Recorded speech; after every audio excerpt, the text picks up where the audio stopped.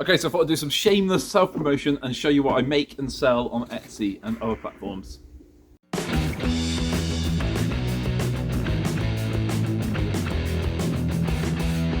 Okay, one of the main things I sell is my potting trays, wooden potting trays. Great for tidying up your shed or your greenhouse, keeping your compost to one place as you pot up your pots.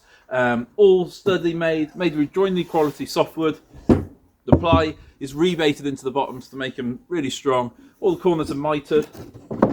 They come in 4 different sizes. So I've got my jumbo one there, which is about 780 wide by 540 deep. I've got my jumbo shallow one, which is 780 wide by 400 deep. Then I've got my large one, which is 540 deep by 580 wide. And I've got my medium one here, which is 580 wide by 400 deep. I do make custom ones to order, and I make quite a few custom ones to fit in certain spaces as well. Obviously it gets a bit harder around Christmas when things get a bit busier, but willing to take orders on those as well. So I make these seed boxes, again out of solid joinery quality pine, divided inside, and I hand carve the word seeds on the front, all by hand, just mallet and chisels. I make 3 different types of baskets. So I've got my large harvest basket, my medium, and then we've got a jumbo as well. The jumbo and the medium both have handles that fold out, make it easier for storage. I use these baskets all the time.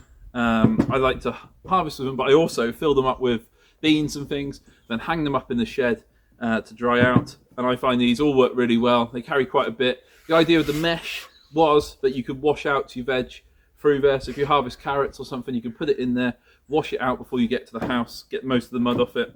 And then also got my little tool totes that I make. I do make these with dividers as well. This is one without. These are really nice traditional toolboxes. They look great if you're trying to dress your garden shed. A nice thing to have. Solid. Again, the bottoms are rebated in. These are not falling apart. And then I do make these cute little bird feeders as well. This is part of my commitment to kind of having zero waste. So when I make the baskets, there is a strip of mesh left over. So what I try and do is save that up, and I use it to make these bird feeders. The baskets and the toolboxes and the bird feeders are all made with reclaimed timber that I get. So it's a bit sporadic sometimes if I have these in stock or not. Depends if I can get the timber. It has been harder in later years to get this stuff. But when I've got it, I do like to make them, and I make a nice batch of these, and I've got some of these in stock at the moment. I do sell other items. There is some stuff I make for magazines, one-offs and things like that, and they quite often get sold off on Etsy as well. Okay, when you buy from a small independent maker like me, it means the world of difference. Every sale means something to me, and it's great that so many people support me in what I do. It continues to enable me to do what I love to do, which I'm really thankful for.